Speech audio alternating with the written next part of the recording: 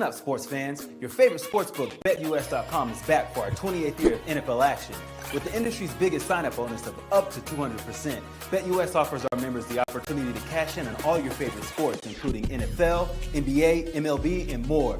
We've also got hundreds of new casino games, including the coolest new European slots, and our live dealers are waiting for you at the table. Sign up at BetUS.com today to get into the action. BetUS, where the game begins.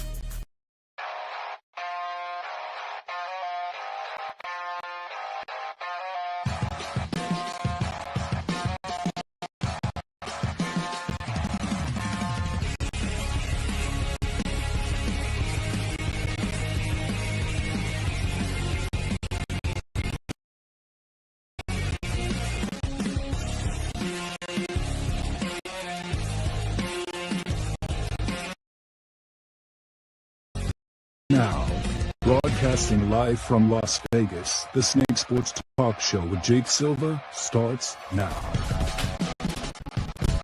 Here we are again, folks, and we are on a new month and on a new day here on the Snake Sports Talk Show. Wherever and however you may be watching and listening, thanks for making us part of your evening. We are all over the place.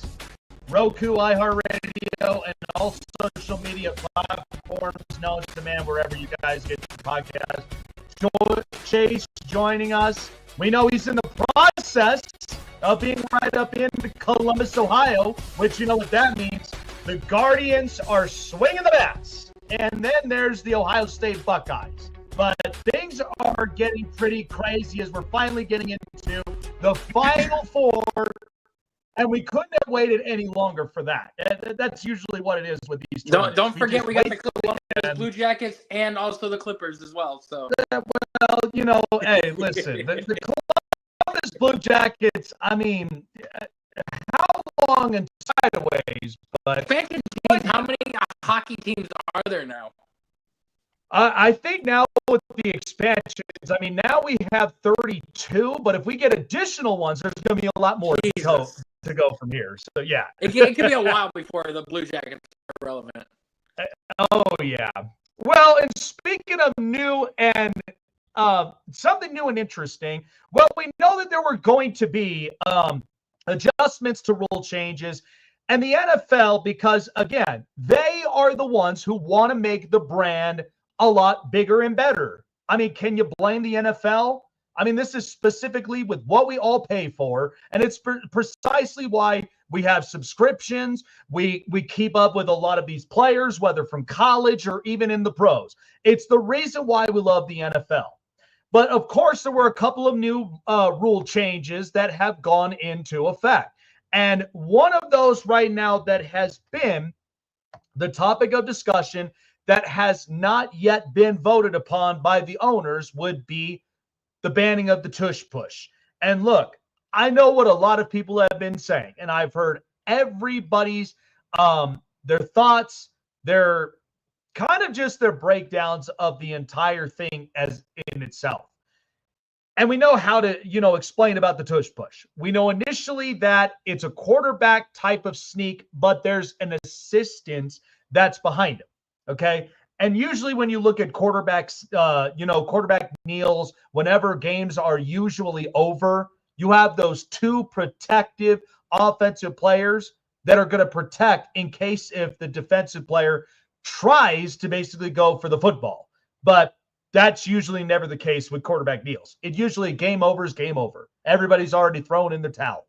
But the tush push initially, what a lot of people have been backfiring on is because the Philadelphia Eagles are just so damn good at doing it that the other thing is that they get their assistants, whether it's their running back, their tight end, whomever, big body guy, like big body player.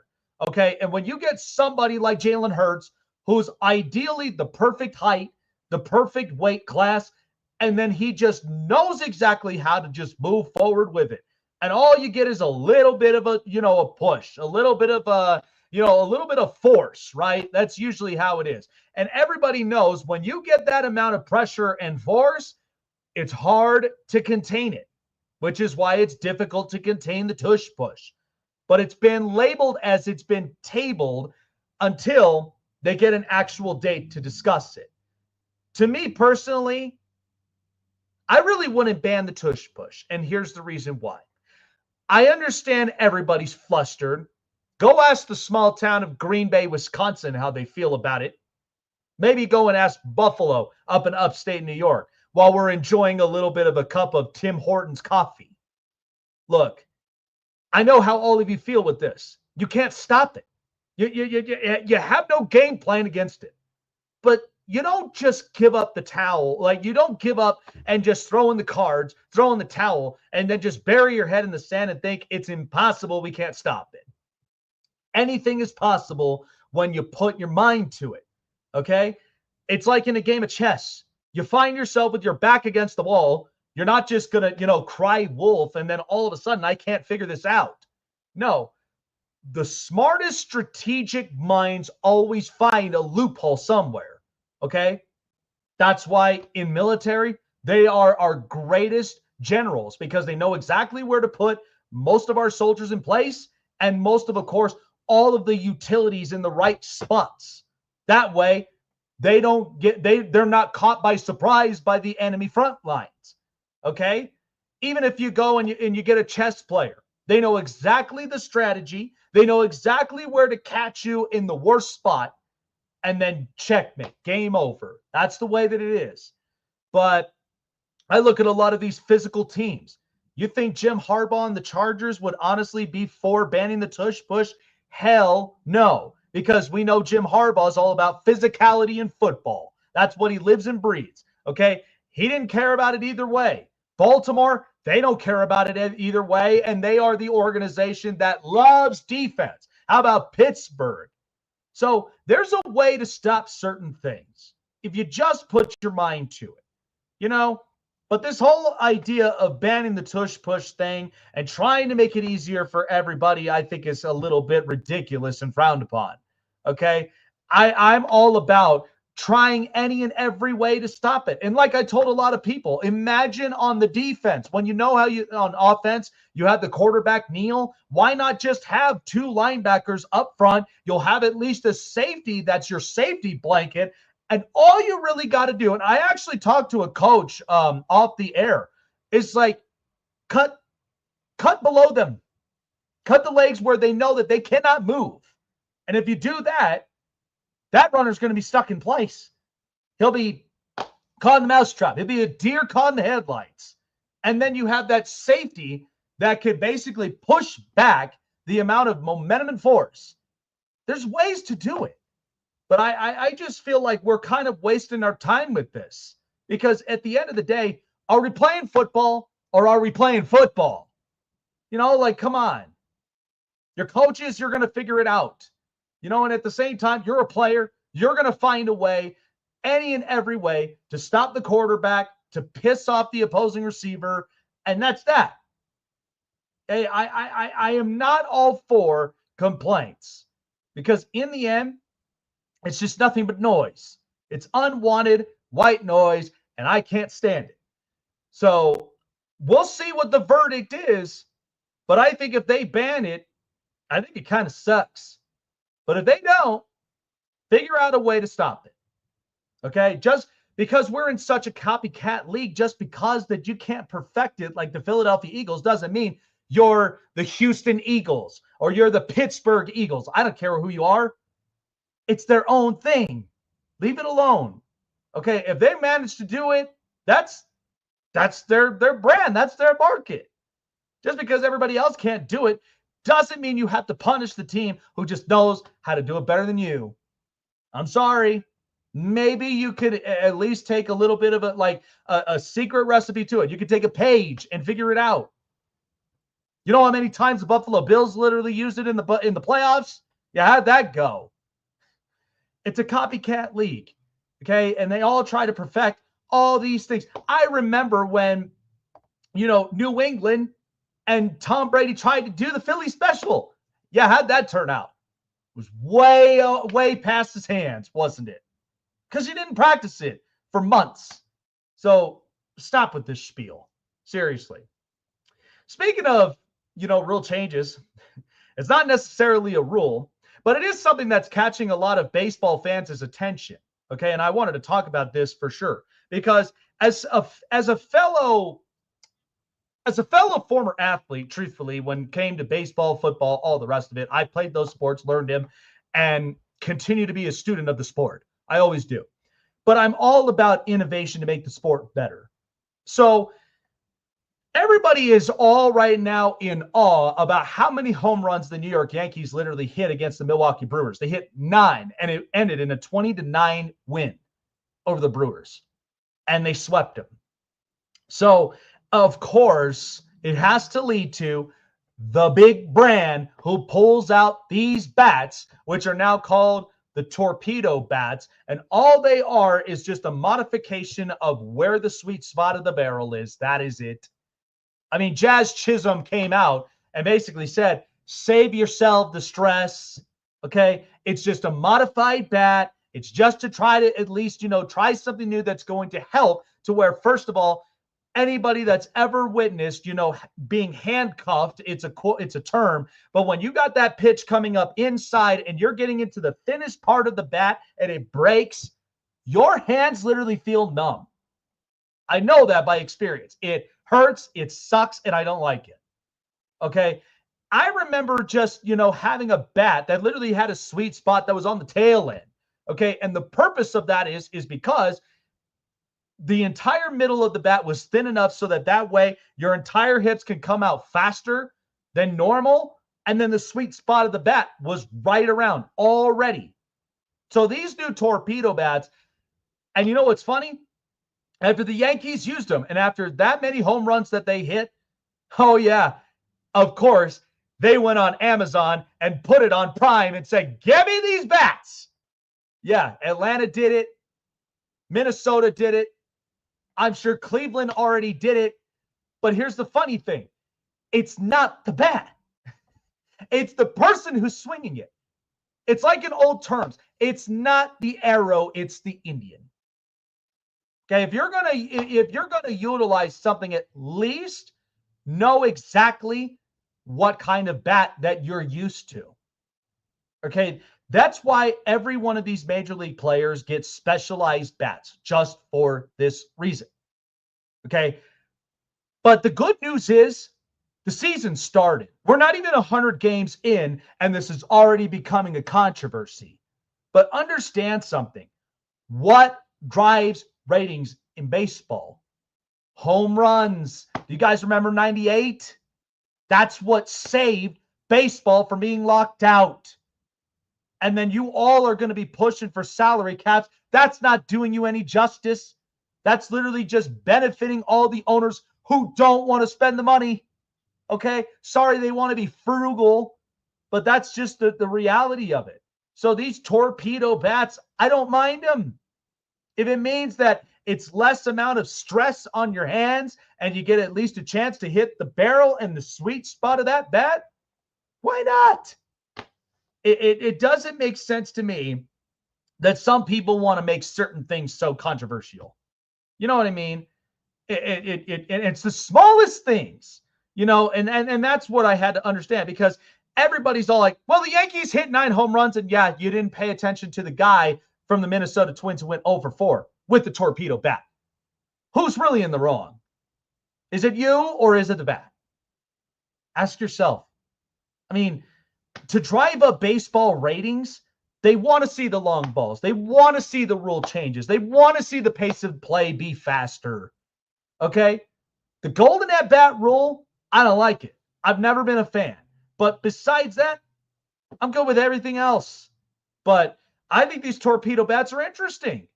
And like I said, I used to swing a certain bat back in the junior leagues growing up before going into high school that was almost similarly like that. And I liked it. It was comfortable. I got the barrel of the bat faster. Why wouldn't you want to be comfortable in it? Okay? It's like the bat just basically speaks to you.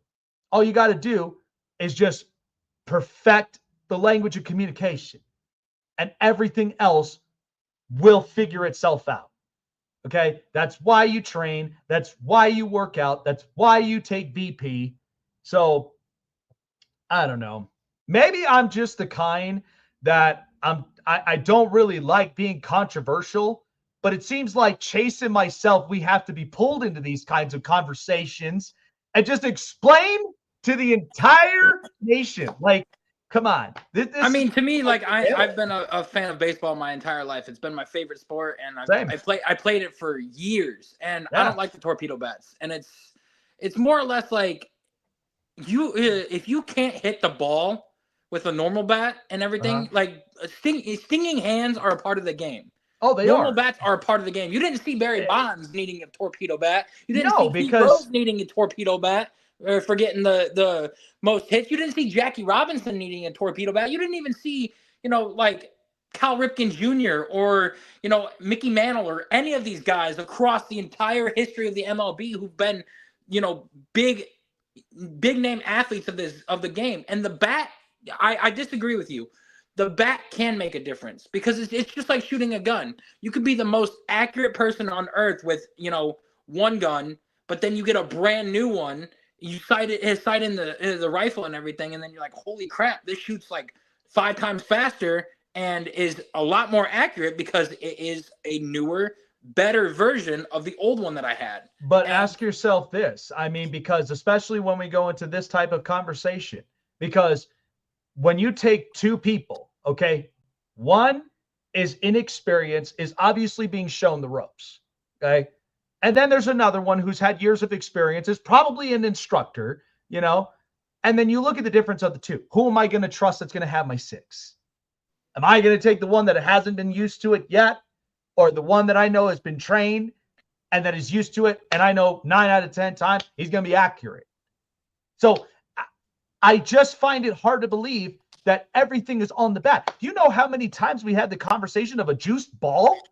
I mean, look at Ali De La Cruz. The dude was in the MLB for the entire year last year and it started the first 3 games of the season. How many times? But he started the first 3 games of the season, and then all of a sudden he gets a torpedo bat and he goes 4 for 5. Like, come on. A lot of these guys, the reason why they're doing a lot better with these torpedo bats is because they're hitting the ball well. It's just that they don't have that thicker barrel and that thicker part of the bat. And now that they get a thicker bat, they're like, oh my gosh, it's going 10 times farther because I'm actually hitting it on the thick spot of the bat. Like, to me, like, I feel like, yeah, it's going to make the game better. But, like, if you can't do it with the originals, then upgrading to something that's going to help you, you're not really showing that you're a good ball player. You're just showing the equipment is helping you. Yeah, but here's the thing. And I feel like if the Yankees want to cheat, because I'm not saying that they're cheating because of their torpedo bats. I'm saying they're cheating because they filed a grievance and a lawsuit against a lot of the MLB franchises and teams because they are saying the equipment staff like they sent it off to a manufacturer and the manufacturer was the one that made the bats for them. And now they're saying that the MLB has to, or like these teams have to go through their own manufacturer and they can't find them. So I'm going to ask you this controversial question. Does the bat know what pitch is coming? The bat does not know what pitch is coming. So then what's more controversial, a garbage can or a bat? Look, I'm not saying that you're pointing like this big and a stick like this big, and you're going to sit there and tell me that a stick this big is going to you're going to hit the ball better than something like this? Yeah. But here's what you got to understand. Okay. Just because they move the barrel of the bat doesn't mean that bat is completely corked. Okay. Remember when George Brett, that was the most controversial call that was made years ago, and he threw a fit about it. We all watched the video. And so it's like, all because like guys have done this for years. That's why I'm not surprised. They used to cork the bats. And I sit there thinking to myself, over the weekend when all of this was going on, and I just asked myself, how could we be so controversial about a bat, right? When I lived in the years of where PEDs and steroids were such a huge conversation, the garbage can knocking was such a controversial thing. The pine tar and all of that substance on the baseball was so controversial. But how could this fit in?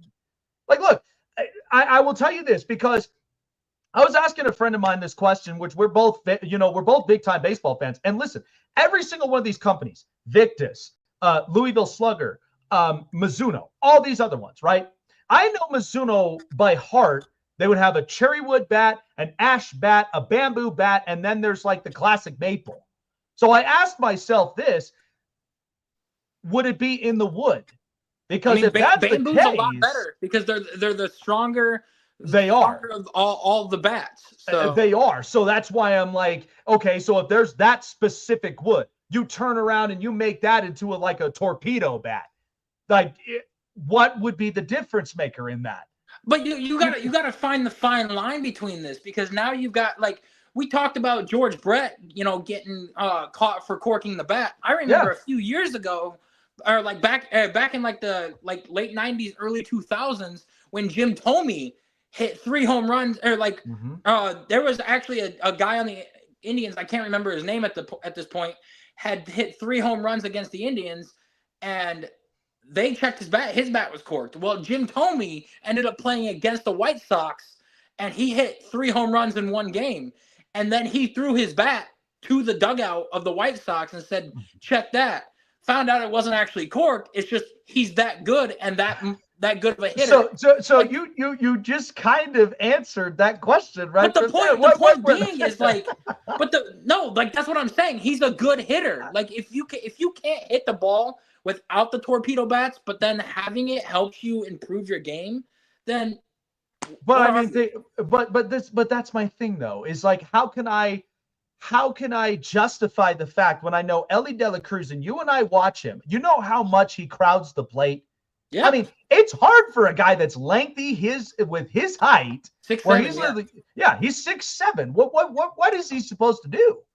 You know what I mean? It's like, I look at it as, when you've played the game long enough and you master the swing that you have, and you're constantly changing up and working on certain things. I mean, think about it. Could you imagine putting a torpedo bat in Joey Gallo's hands and how satisfied he'd be? Like, come on. And by the way, they had to take away the shifting rule for that reason.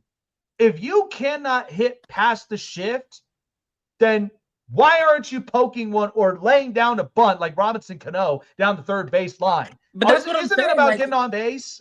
You got guys out there that can hit without the torpedo bats. Like, I'm saying, like, example, Pete Rose. Yeah. He was one of the greatest hitters of this, like, modern baseball era. His record, Babe Ruth hit with a tree trunk. But like, Pete Rose went up there with like a 36-inch bat.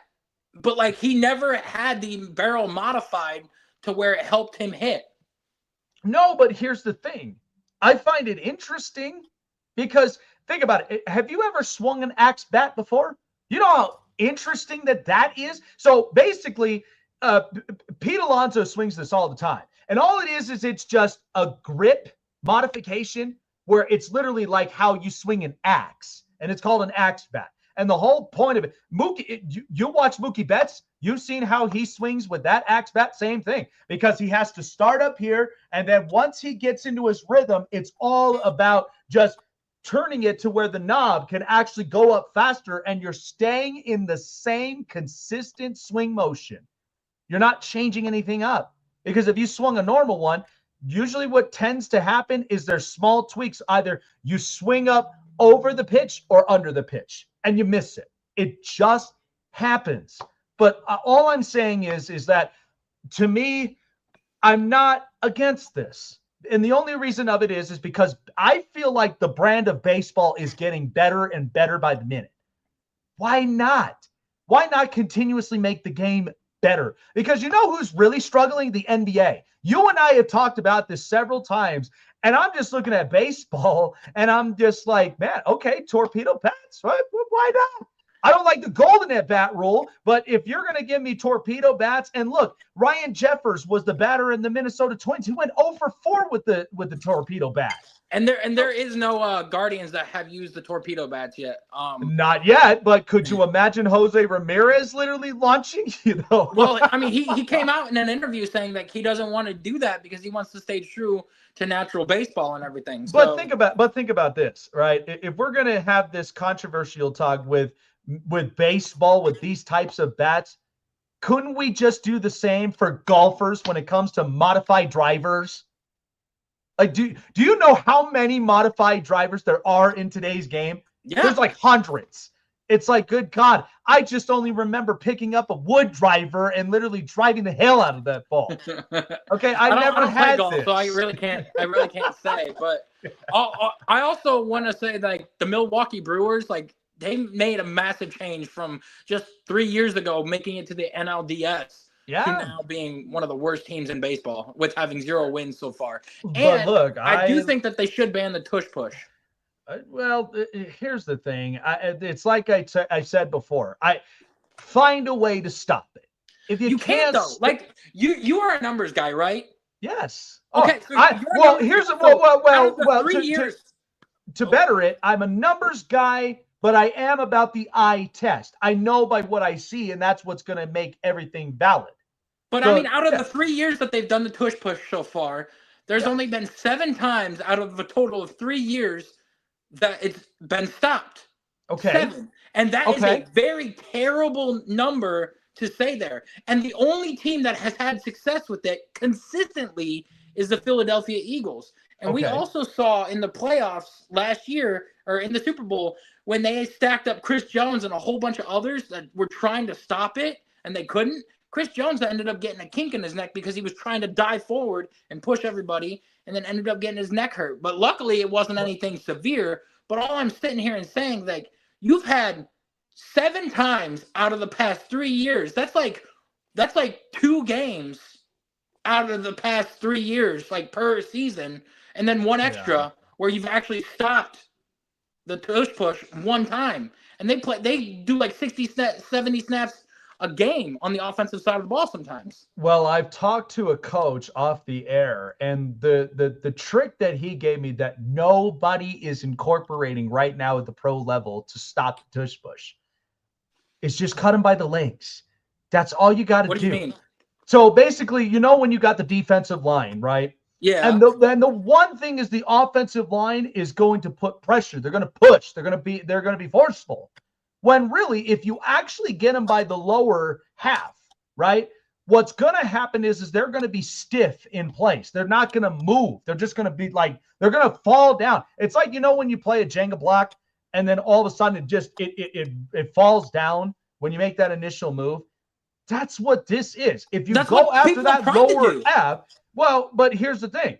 Some of them have been successful with the angles. Some of them may have not. But if you continuously, I think of this way, is that if there's progress being made to stop the tush push, at least find the technique and push that even more to where it will stay in place.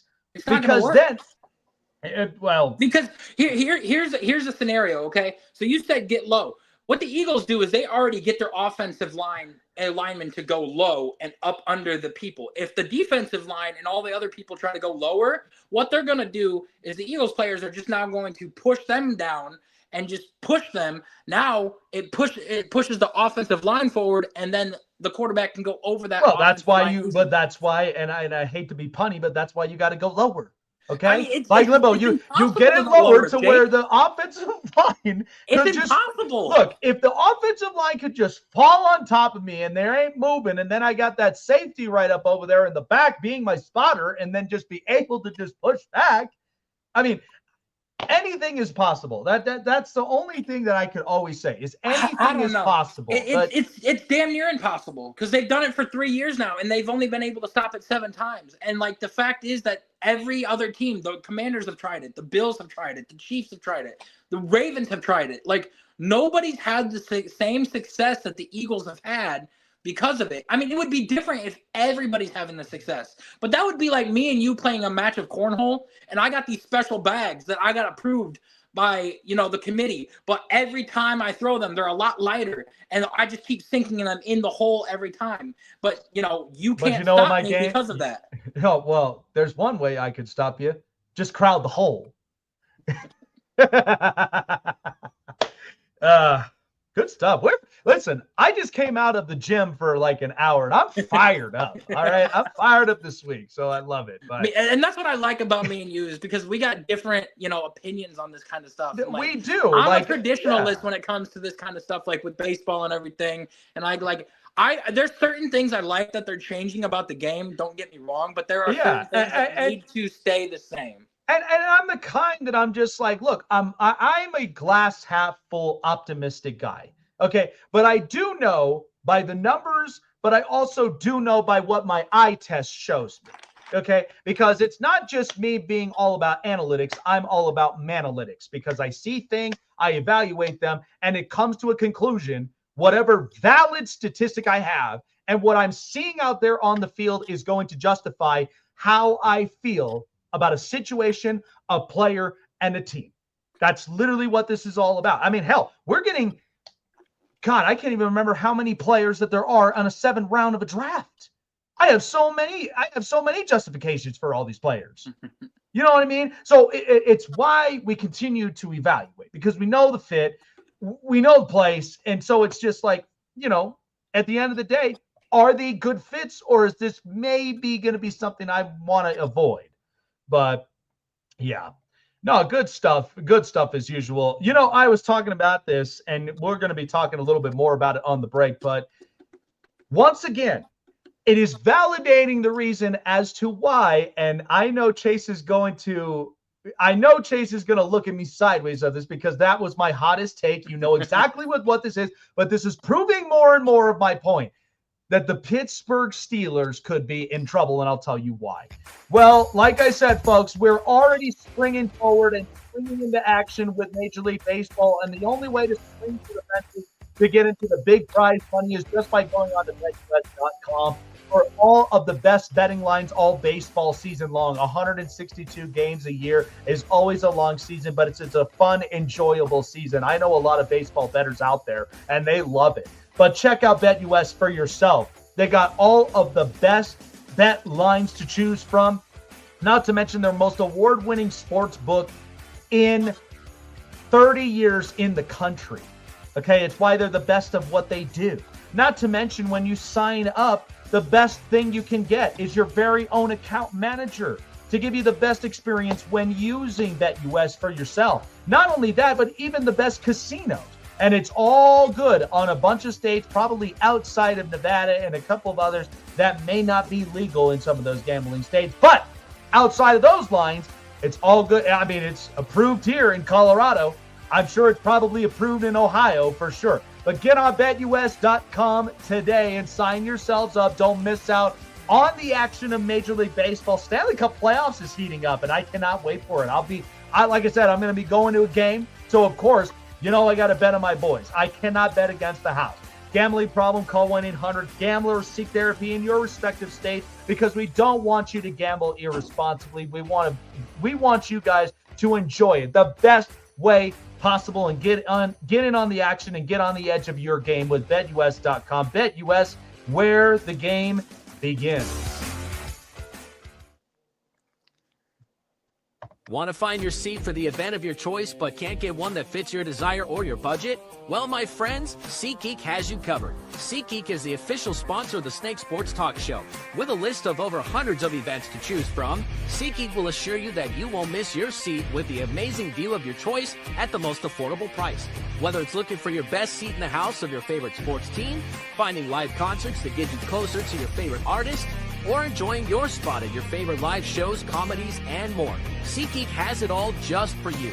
Go online to SeatGeek.com or download the app on your mobile device through Google Play and the App Store. And as a special offer before checkout, use promo code SNAKESPORTS and save yourself $20 off of your purchase of your first ticket and experience why SeatGeek is the most trusted ticketing app for your next event. Remember, that's SeatGeek.com and download the app on your phone with promo code SNAKESPORTS for $20 off and find your seat with SeatGeek. Looking for a show with the best takes and opinions? Want a show with the best coverage around the world of sports? Jam-packed with an all-star interview lineup? Then the best place to find it all, sports and entertainment, is right here. Join Jake Silva on the Snake Sports Talk Show, presented by SeatGeek and BetUS. Weeknights at 8 p.m. Eastern, 5 Pacific on Sports Wave Network.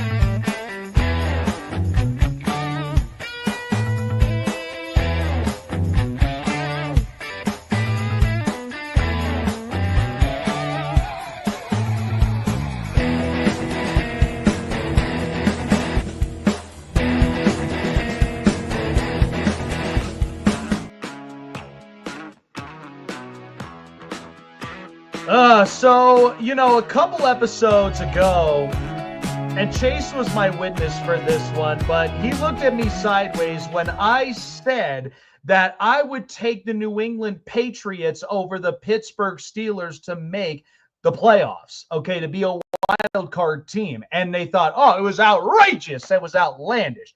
Well, more of it is validating for me because it has come to show this, that right now it is Aaron Rodgers or nothing for the Pittsburgh Steelers. That's the predicament we're in today. And I know we talk a lot about Pittsburgh, but I told everybody this. In fact, Chase, I had a lot of very, very good comments when I talked about the Dak Prescott situation. Everybody was like, whoa. They were all just like, man, Jake's on fire. He's spicy today. But the thing is that Pittsburgh, like I told everybody, do you want to be the team constantly every year being known as the most paid on defense in the league? When your offensive line, you got to figure out that left tackle. You got to figure out your quarterback. You got to at least get another running back now that Najee Harris is gone. And I feel like he's going to have a breakout year with the Chargers. You got to figure this stuff out. And then not to mention, you've got DK Metcalf, who you paid big overhaul money for. And if there is no connection or chemistry in that locker room between him and George Pickens, you're in deep trouble. And so Aaron Rodgers, the thing that I think is interesting is that I think Aaron Rodgers, he's kind of playing this smart with Pittsburgh. He's not holding Pittsburgh hostage. I think Pittsburgh is kind of holding themselves in purgatory. And the only reason of it is they haven't figured out quarterback since Big Ben retired. Okay, that's the knock. And I know you all love Mike Tomlin, a raw guy who apparently is not that creative as an offensive genius. Not as like a Sean McVay, not like a Kevin Stefanski, not like a Kevin O'Connell. Hell, not even a Jim Harbaugh. So all is on the line for Mike Tomlin. I mean, somebody predicted this, that the Steelers would officially have a losing season under Mike Tomlin. It is going to happen because if you looked at the win-loss totals, the odds right now, they're already out. And I know Chase is like, that's outrageous that the Browns are at 5.5. I would agree. But for Pittsburgh, I'm taking the under. I believe it was like 9.5, 8.5, something like that. I'm taking the under. Sorry, Pittsburgh fans. You'll probably end up putting me on a wanted sign. Maybe, take a picture of me and throw it into your bonfire. I don't care. Okay, I've been telling you this, what you needed to hear. If you don't want to hear it, I get it. But what you needed to hear is that most of the time, defenses is not going to always win you games if you cannot fix that offensive line. Your quarterback won't have time to throw to a lot of your offensive weapons unless you actually beef it up. Maybe you go and get a running back to at least sustain a healthy run game in order for your quarterback to make better throws and less mistakes. There's been many teams that have done that in the past year in the playoffs. So I'd say get with the program, because of the Pittsburgh Steelers are honestly, if you think they're a playoff team today with Mason Rudolph as your quarterback, get real. I don't see it. I would rather trust Mike Vrabel, a stacked defense, and at the same time, I just got Stephon Diggs amongst a bunch of really young wide receivers. And even if I went and got another one, they spent some money. Okay. And people that thought that the Stephon Diggs thing was a terrible deal, some people speculate that. To me personally, they kind of needed a little bit of speed. They needed something for that because they couldn't trust anybody else when it came to that. They were all young, they were growing, and they were only going to get better. So, and I would trust that before I trust somebody who never had a losing season in their coaching career, and even in the history of the Pittsburgh Steelers themselves. Okay, I know you all want to put a wanted sign all around in the city of Pittsburgh and all around Pennsylvania, maybe outside of Philly, because they're all about Philly love. Okay, they're all about brotherly love. So they probably won't hate me that much. But regardless, don't say that I didn't think about it for you. Okay, you have been warned, and this is exactly the repercussions that could come with it. I mean, look, I told a lot of people when it came to the Dak Prescott trade, of course Dallas would do it. They would. And as far as for Cleveland, you got the quarterback of the now because you're trying to satisfy Myles Garrett. You're trying to win right now. So why wouldn't you do it? But that's why I'm like, if you're Pittsburgh, get with the program. Think about it. You could maybe go and move up to go and get a young edge rusher and not pay him anything for 4 years. And then you got that 5th-year option. You're saving yourself the buck. And all that money could go right there towards your offense and make it better. That's all you got to do. It's an offensive-centric league. Yes, you got to have a defense. I do not disagree with that. But offensively, if you don't have that offensive line and that run game, good luck with your quarterback and good luck with your offensive weapons. They are not going to mean a damn thing if you don't get that solidified. Chase with the news. This is the Hot Press. And am I wrong for saying that? That's why I'm like, I don't really take Pittsburgh seriously with this. I've predicted like 3 years now that they'd have a losing record. And even the year that they had Kenny Pickett, they went through Kenny Pickett. When he got hurt, they put in Mason Rudolph. And if it wasn't for him, it would have went 7-10 and 10. Yep. Instead, they went 10-7. So, I want to sit here and say, yeah. But until it actually happens, I'm not going to believe it because we've seen Kenny Pickett, Mason Rudolph, and a third stringer. I forgot who the Duck heck it Hodges. was. I mean, Duck come Hodges. on. Like, we've seen guys win games for Pittsburgh and not have a losing season. The worst he has done is 8-8 and missed the playoffs. But how many of those games? I really don't. Like, I could see Mason coming in, and for some reason, he plays good with Pittsburgh. But honestly, ask yourself this. How many of those many games in the 3 years, right? How many of those games were bailed by the defense? Because like I said, towards the end of the season, it usually comes that way. The defense. That's what I'm saying. That's what I'm saying. You what cannot. I'm saying is, if the defense holds out for like the first half of the season, and yeah, they're failing at the second half, but they still make the playoffs and everything. That's what I'm getting at. Like, they're not gonna have a losing season. Ever. I don't see it until Tomlin retires. I don't know. It may be possible that this year could be the one table that turns. And if the only reason $20. like that's how confident I am and stuff. Right. And them not having a losing season. Because, all right. I can definitely see that happen. But let's get into the news. We've had owners meetings, and we've also had a lot of coaches and GM talking about, rule changes and everything. One of the interesting pieces that we have seen throughout the owners' meetings is that Jimmy and Dee Haslam has firmly come out and said that Deshaun Watson is not going to be a Cleveland Brown anymore for their football. Okay. And I don't know if you saw the interview and what they said, but they said we took a huge swing and miss and we lost a lot of draft picks with the trade and the decision that we had. We just want to recoup picks and move forward. He did say and confirm that they are looking to go young for the quarterback room this year. So does that mean that my Dak Prescott take is maybe not so insane after just with that because of with Deshaun Watson? I mean, look, I looked at the numbers. I looked at exactly, what it's going to take. I just don't understand the pushback upon this because Cleveland's doing themselves a favor. Afford it. He has a no trade clause, and not to mention, unless they want to go younger. Dak Prescott's 31, 32 years old. Yeah, so this is the thing. It's even if you got Dak Prescott and you did a pick swap, right? Because that would move Dallas from the 9 to the 2. Okay, and then here's Cleveland comfortably right at that spot.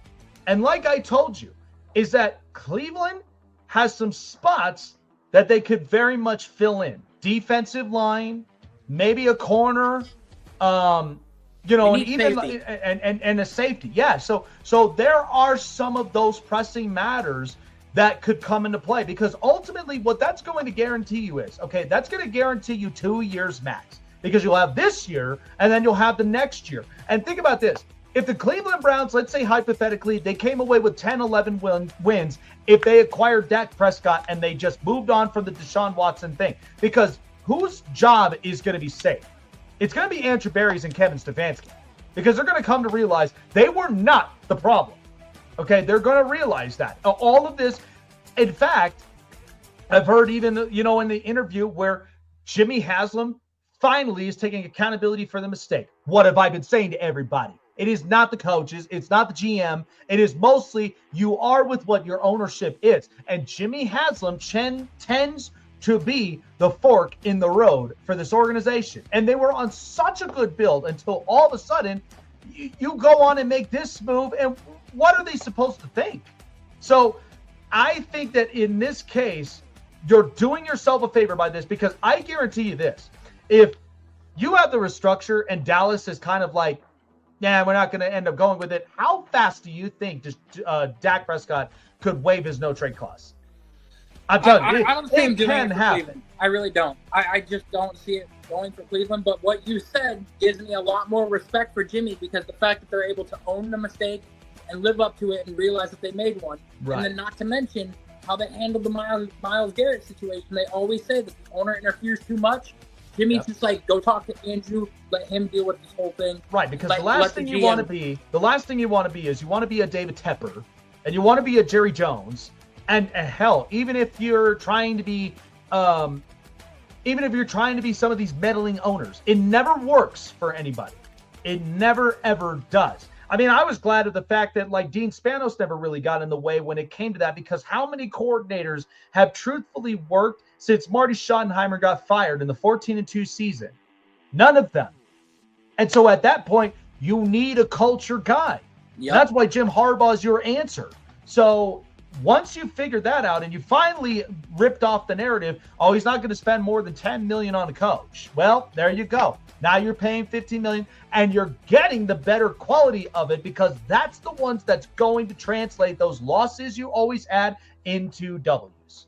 Now, sticking with the whole Cleveland Browns for the news, because a lot of the news has to deal with them, Jimmy also said in the same interview that they are not going to force a quarterback at 2. So if they don't see Shedeur Sanders as an option and everything, and they think that they could get like a Jackson Dart or Quinn Ewers later on in the draft, then they will go with the best player that they deem fit for that number 2 spot. Because I know one thing for sure is Jimmy and Andrew went to Abdul Carter's pro day, while Kevin went to Jackson Dart and Shedeur's pro day. And none of the other guys, scouts, GM, or anything, was out at those other pro days. The only person that was there was Kevin at the 2 quarterbacks pro days.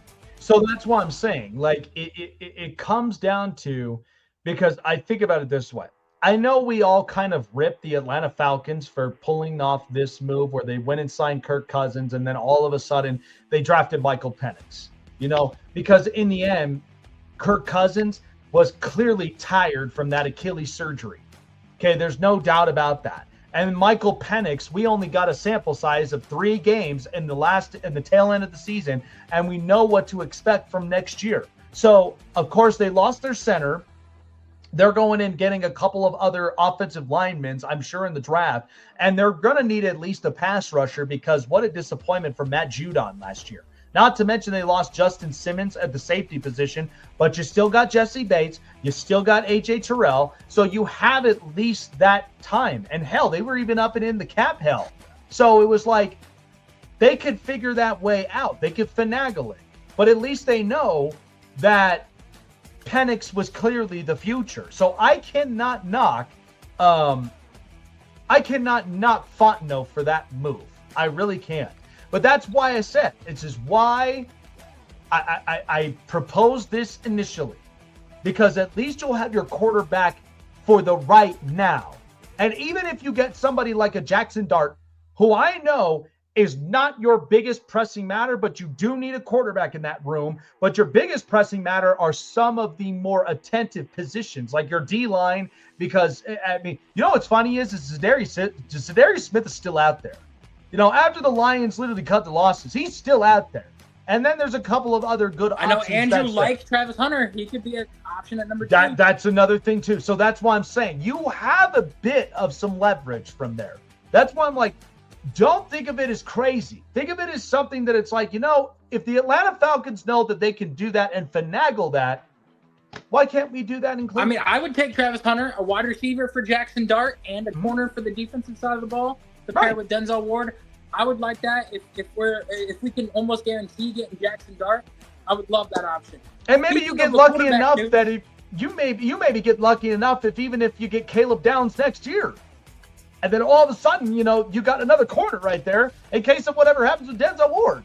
I mean, I would love. Well, Caleb Downs is a safety, and he's arguably the best safety in all of college football, and I would love that. We need a safety badly, so I definitely see us coming out of this draft. But going into other news, the Titans have guaranteed that they might not go with Cam Ward. They've narrowed it down to 2 picks and only 2. They have canceled the pro days of Shedeur Sanders and Travis Hunter. They had not a single scout, coach, or GM or owner at the Colorado Pro Day. The only pro days that they went to was to Miami's and to Penn State's. They did not go to any other pro days because they wanted to scout Abdul Carter and Cam Ward. And it is going to come down to either of those 2 for the number 1 overall pick. So that's what I'm saying, because I know I was talking about this when they initially said that they were going to roll with Will Levis. Well, here's the deal. I don't want to look at Will Levis as a failed project, but we know that he has to progress. We know that he obviously has to get the ball out of his hands faster. He needs to make those quick decisions. I don't truthfully think he's a terrible athlete.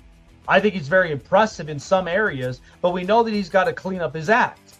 But like I said about Tennessee is that they have such an underrated defense nobody really talks a whole lot about, because they held a lot of opponents to yards. They've held a lot of opponents to certain down situations. They were the top 15 in them.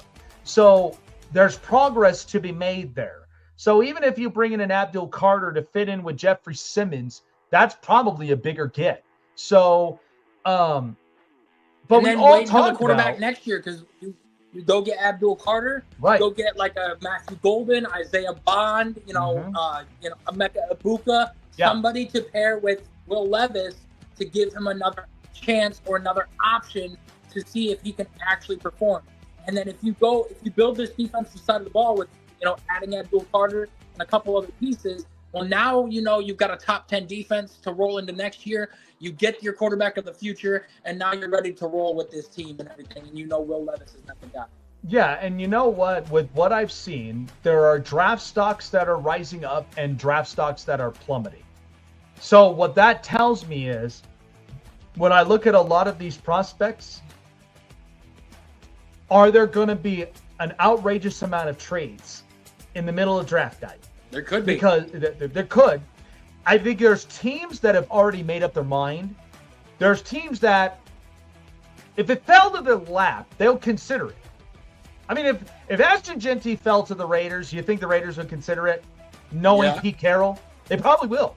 I mean, and then you got the Chicago Bears, and even for because like I told everybody, the 20, 22nd, and 26th picks are probably the most valuable picks that you could have. The Dolphins and Falcons also have only 5 picks, so they could get trades too. So, but when you look at that first round draft slot, that is probably the best position that you could go at, because you could go and you could make up your mind on players you already have an eye on, or you get the best player available. It's that plain and simple. So it's it is kind of interesting. So. But yeah, I never saw Tennessee really looking at quarterback for the amount of times. I mean, I know that it could be a shocker if they do, but then I'm wondering to myself, what in the hell are they doing? Because otherwise, what are you going to do with Will Levis now? Because you already saw what happened to Malik Willis going to Green Bay. Yeah, how'd that turn out? Seemed to be pretty valuable for a backup. When you give up on a lot of guys, they seem to perform. Also, I mean, Baker went to the Bucs, performed well. Sam Darnold to the Vikings and everything. And now Will Levis could go to an offensive-minded head coach that knows what he's doing, really well, and he could take off and be the next best thing. So it's really like I agree with some people. Will Levis has only been there for 2 years. His rookie year was promising with Mike Vrabel. Now you go have a down year with an offensive-minded coach that's not really catering the offense to the quarterback and everything. So I think if you give him a couple more pieces to work with, maybe another wide receiver, maybe another running back and everything, or even a tight end, we could see a rise in surge of Will Levis. Well, we shall see. We shall see indeed. Chase with the news. This is the Hot Press. Speaking of, the some of these draft prospects, Chase, I was talking about it, and because there are players, like I was telling a lot of people, I would rather take the players that are invested because I know that there's a certain drive. There are guys that I know that could be potential perennial players, generational talents that you never thought could honestly enter the draft. I mean, we had Trevor Lawrence, we had Caleb Williams, we had, Myles Garrett. We had a lot of very good perennial players that have come through the draft. Well, this whole thing with Tetairoa McMillan, I do not like it one bit. I don't. This is why his draft stock is plummeting so much. Now, there may be some teams that won't shy away from it because they know that what he's capable of. But that comment, that video that we saw that surfaced, I was like, I don't like it. I don't like that. Because to me personally, you don't love football. And at the same time, you're not willing to invest in it. Yep. Like owners are paid billions of dollars to not waste their time on comments like that. Look at the last couple of people that said they didn't watch film. Jamarcus Russell, Johnny Manziel, the list goes on and on. Yeah, how did that turn out for him? Yeah. That's what I'm saying. And you got to think. I don't think I've truthfully have seen impactful players as far as wide receiver positions that have come out of the University of Arizona. I don't even think I have. I don't even think I've seen a wide receiver come out of the University of Arizona be successful. No, I mean, the only one who's been successful out of the University of Arizona, Rob Gronkowski. And we all know how he turned out. I mean, he was a tight end, but still. Yeah, he was a tight end, but he was, that may be the only success I've seen. But, the point is that, I always look at when it comes to job interviews, because what is put on record is going to reflect upon what type of employee these companies are going to deal with. Are you going to be the one that's more driven, that wants more success, and that's going to be, build upon it? Those are the ones that companies often extend. They often extend and they get the better salary. So that's why I'm kind of like, it really is interesting to me, because I feel like you tell people, I don't care where you are, but everyone can see you. Podcasts, interviews, you're all over the place. You're in the public's eye. The minute that you end up saying that, like, owners already have made up their mind about you. No, not going to waste my time. I'll go for somebody else. And again, the Tennessee Titans know that they've got to really fix up what they lost with A.J. Brown. They know that they do, because Treylon Burks was not the answer. In fact, he fell off the cliff. And so when you think about somebody like Tetairoa McMillan, I don't think he's a bad kid, but I just think when you make a response like that, it just tells me what your judge of character is. Yep. So that's why, I look at all these other impactful wide receivers. I watch Matthew Golden. I mean, I loved watching him in the college football playoff. That kid's going to be very impactful. I'm starting to get some buzzes about Luther Burden, where some people are like, he may not be all that. But you could get some of these receivers late in the rounds. Like I've been saying it. I think the kid that kind of feels, how do I say this? I think the kid that kind of feels terrible with the way that he performed in the combine but I think is a grinder, and that's Xavier Restrepo from Miami. I mean, he didn't have a good pro day running a 4.840 and everything, but I'm telling you what, he can catch the ball and make plays. That's why I would never give up on a project on somebody who's trying, because initially I want somebody who tries and will finally get there than somebody who possesses that and doesn't really give a rip, because then that's initially where those tables turn. I mean, how long did it take until we finally figured out about Cooper Kupp? And the guy's so impactful. And so when you think of somebody like Xavier Restrepo, I think the kid's going to be great when it comes to slot options. I mean, you've seen it. Great hands, really can get the separation. And then eventually when he bursts up into speed, he's gone. Yeah, and Restrepo had broken the record at Miami for the most receptions and receiving yards by a single wide receiver. So I mean, I'm looking at Tua. I'm looking at that wide receiver from Iowa State. There's so many of these guys. The list itself goes on, because you're either are going to be one of those impactful players in the depth chart for wide receiver, or you're going to be a special teams unit. That's usually what happens with some of these guys. But yeah, I didn't like that comment. I really didn't like it. I was just like, you're setting yourself up for failure already before you even entered into the league.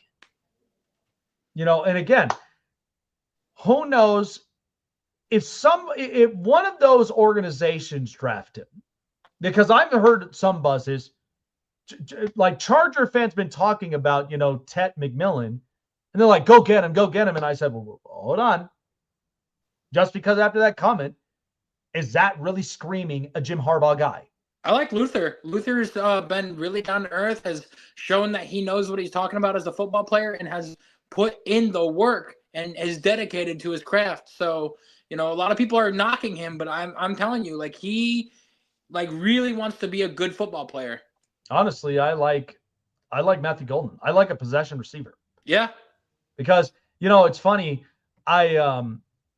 You look at the difference between, because I was having a conversation with somebody about this, because it was talking about, the combine, all the things that go into play when it comes to the combine, because you have your 40, you've got your skills, practices, and all the rest of that.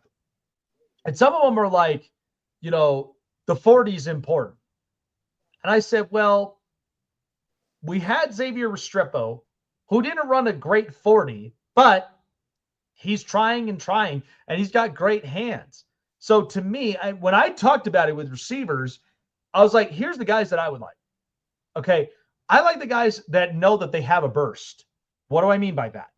Well, possession-type receivers, guys that are capable of creating their own route tree where they can get open. Ibuka is one of them. Keenan Allen, Ladd McConkey. Like, these guys got bursts of speed. They know they have. That Ibuka is not getting the respect that he deserves. I mean, he's being mocked to like early to like mid, even late second rounds, because they're saying like, oh, he's a fourth-year wide receiver that really didn't have a whole lot of production and everything, but like he's been one of the veteran guys at Ohio State and has been one of the key pieces to their success. And like, if you look at all of the wide receivers coming out in this draft class, there are 2, maybe 3 that stick out as like, wow, this guy could be a game changer. And I see Ibuka kind of like a Puka Nacua or like a Cooper Kupp type guy, the slot guy that can make a big difference and has the big catchability, and he's got great hands. Like, he barely drops the ball. He has good separation, and he's got the ability to make his own route tree. Yes, and so that's what I'm saying. I mean, even when you look at